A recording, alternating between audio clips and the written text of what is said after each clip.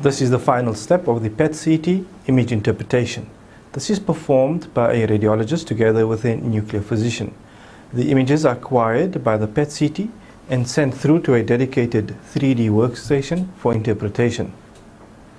The PET-CT images can be displayed separately or together fused with the PET-CT images. In this example, the patient is known with lymphoma. We see normal physiological uptake in the brain, the kidneys, the ureter and bladder. This is due to normal glucose metabolism and excretion. Most cancers have a higher glucose metabolism and will show as a bright area, almost lighting up as a bulb, and easier to detect than conventional CTs. Up to 60% more lesions are detected on PET-CT compared to conventional CT alone, according to the literature.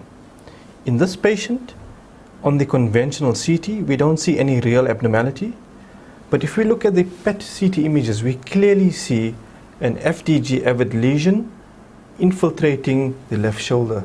This confirms tumor infiltration and active cancer cells with a high glucose metabolism rate. This has an undisputable impact on the surgical as well as radiation treatment planning of this patient.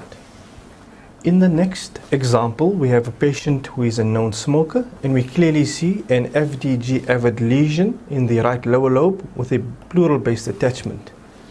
This is seen on the conventional CT as well. What we don't see on the conventional CT, however, is the FDG avid pleural-based metastases in the right hemithorax, as well as an FDG avid lung metastases, which we could not see well at all on the conventional CT images. Again, this changes the patient's staging according to the TNM classification. So to summarize, the FDG PET-CT scans improve detection and extent of the primary tumor, which we call the T staging of the tumor. It also increases detection for lymph nodes, as well as in this case we see metastatic lesions, which we call the N and M classification. Up to 40% of patients will have a change in their treatment due to PET-CT compared to conventional CT according to the literature. The PET-CT also differentiates active tumor from post-radiation and post-surgical changes.